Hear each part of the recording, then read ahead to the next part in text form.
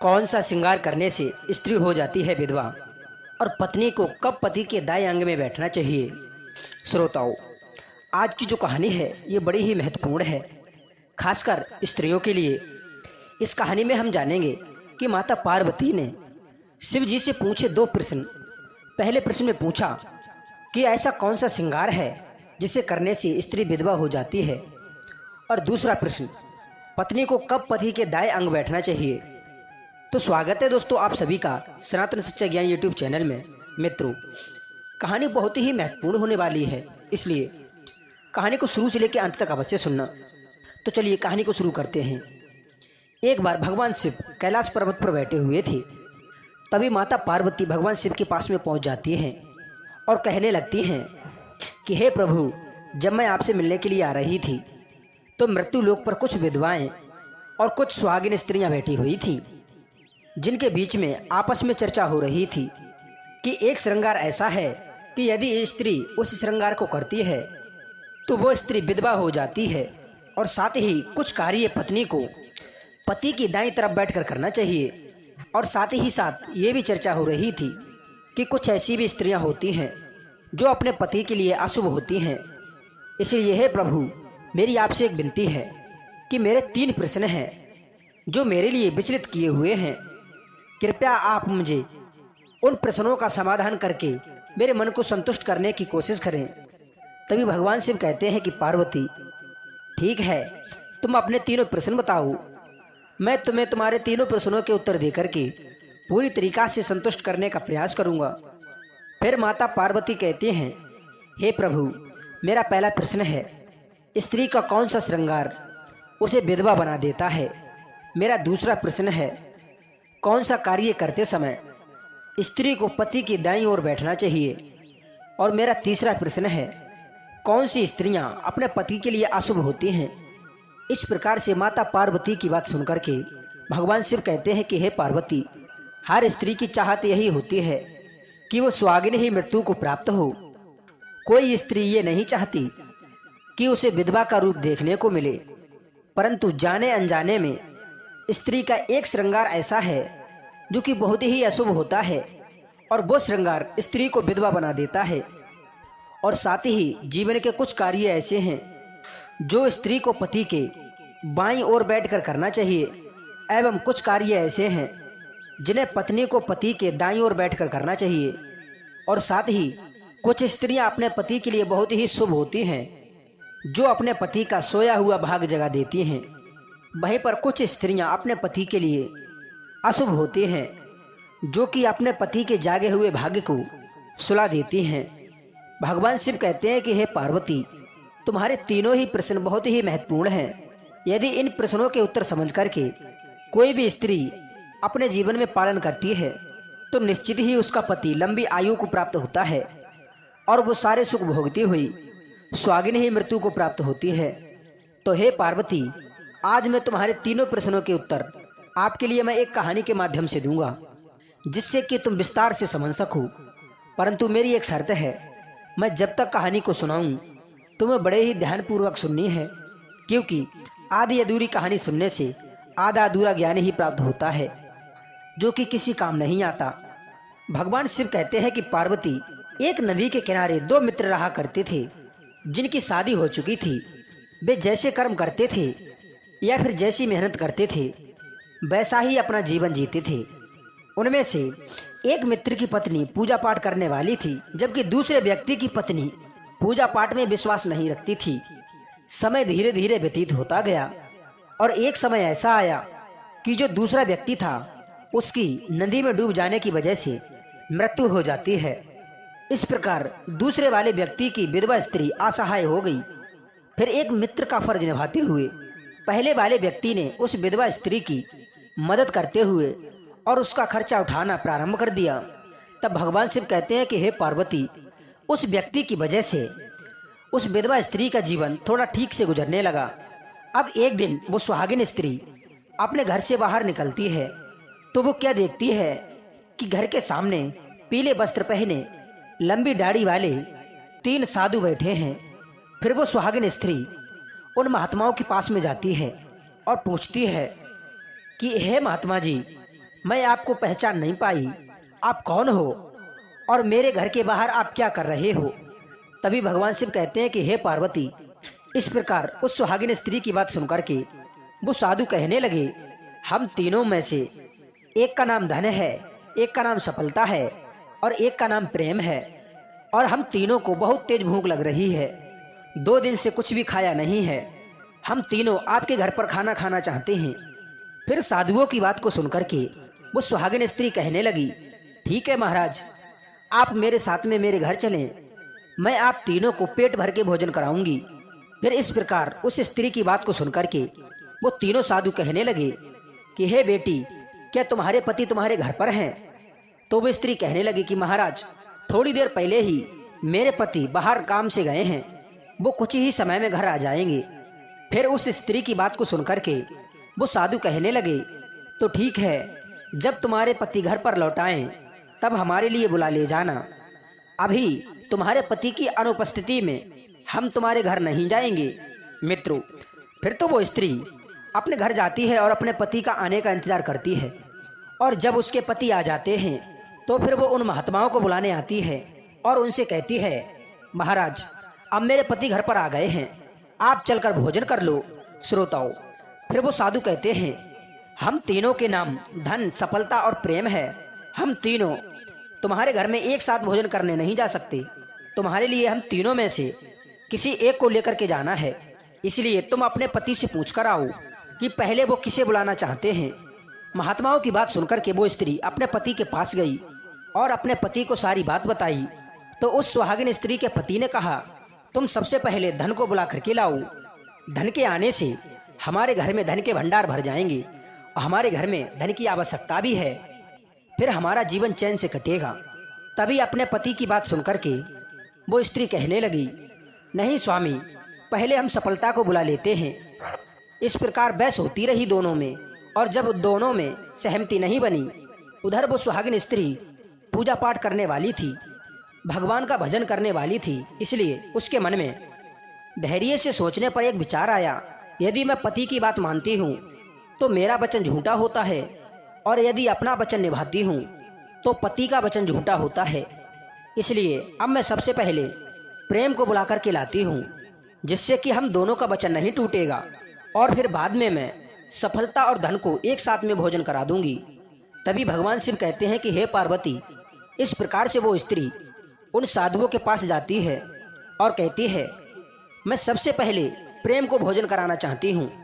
फिर ऐसा सुनकर के वो तीनों साधु प्रसन्न हो जाते हैं, और प्रेम के साथ में पीछे पीछे वो धन और सफलता नामक साधु भी घर में पहुंच जाते हैं। इस प्रकार जब वो तीनों साधु घर में प्रवेश करते हैं और जाकर के आसन पे बैठ जाते हैं, उधर वो सुहागिन स्त्री श्रृंगार करते समय अपने पति के दाईं ओर बैठ जाती है और फिर अपनी मांग में सिंदूर भरती है और फिर सुंदर भोजन बना करके उन तीनों साधुओं को खिलाती है।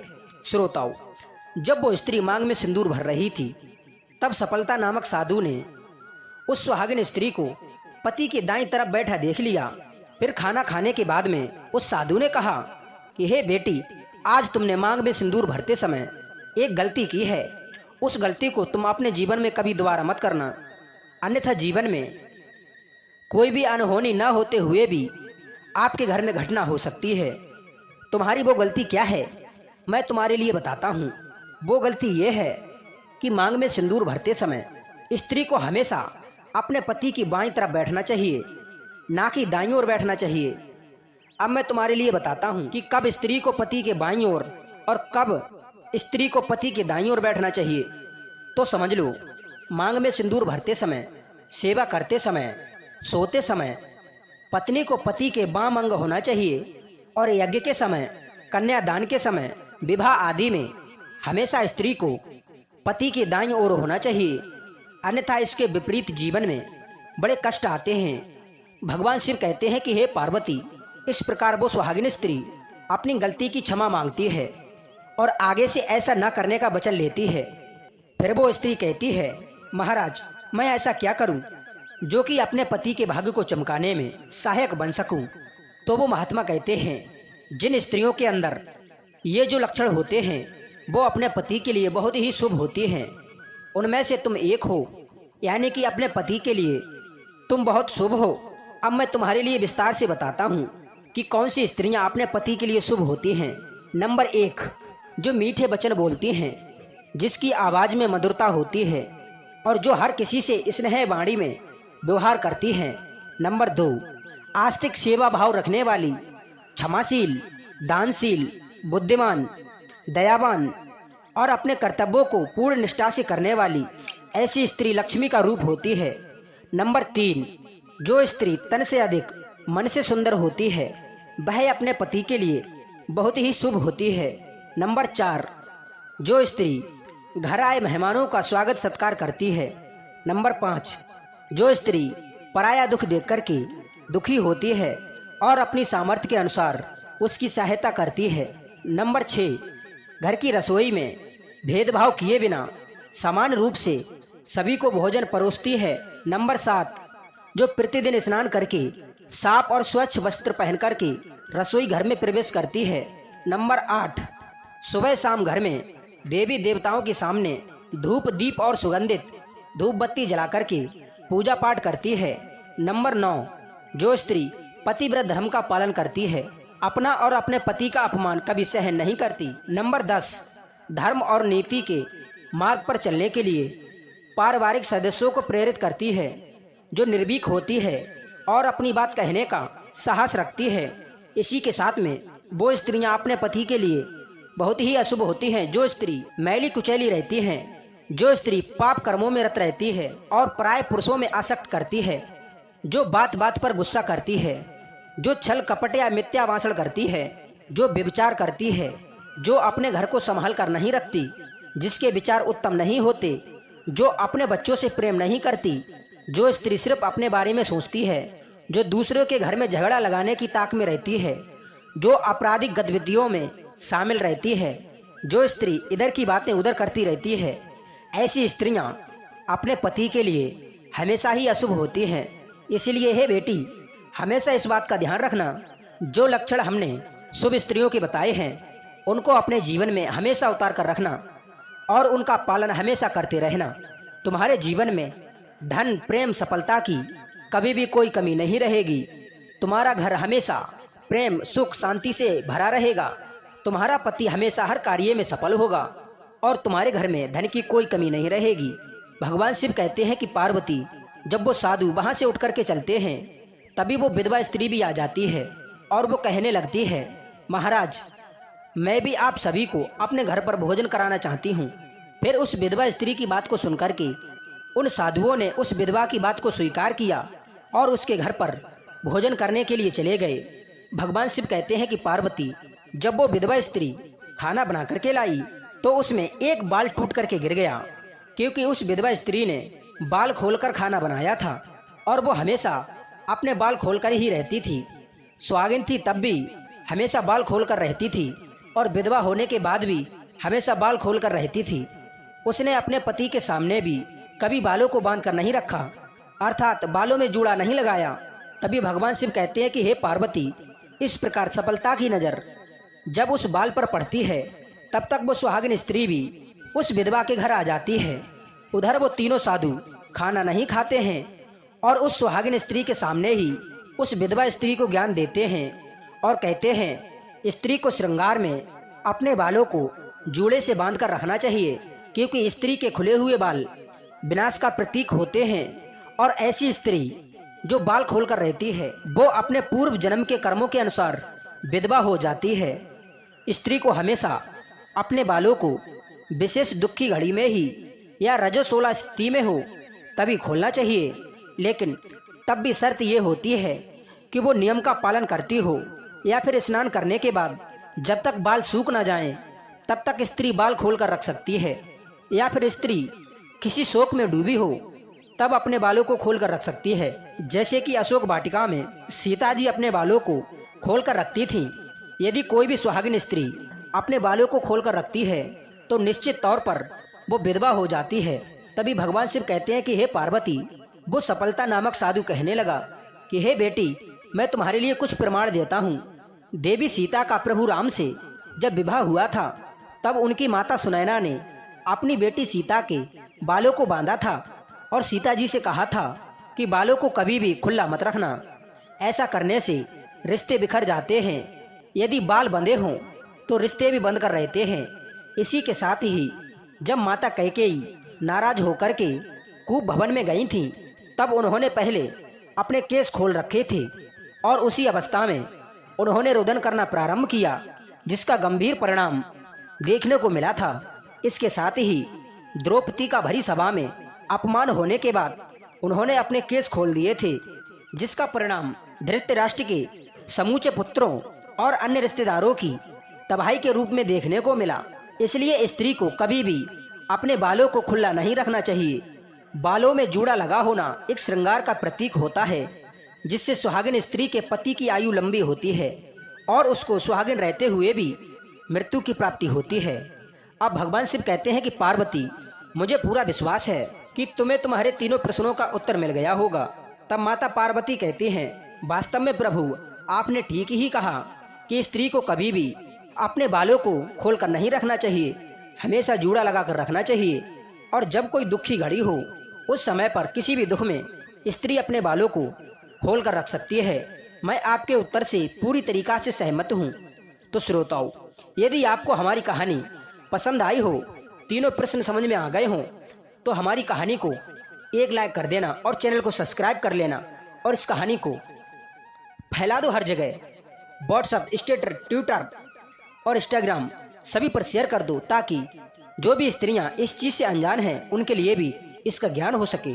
मिलते हैं श्रोताओं नेक्स्ट वीडियो में, तब तक सभी श्रोताओं को बहुत बहुत धन्यवाद जी, नमस्कार।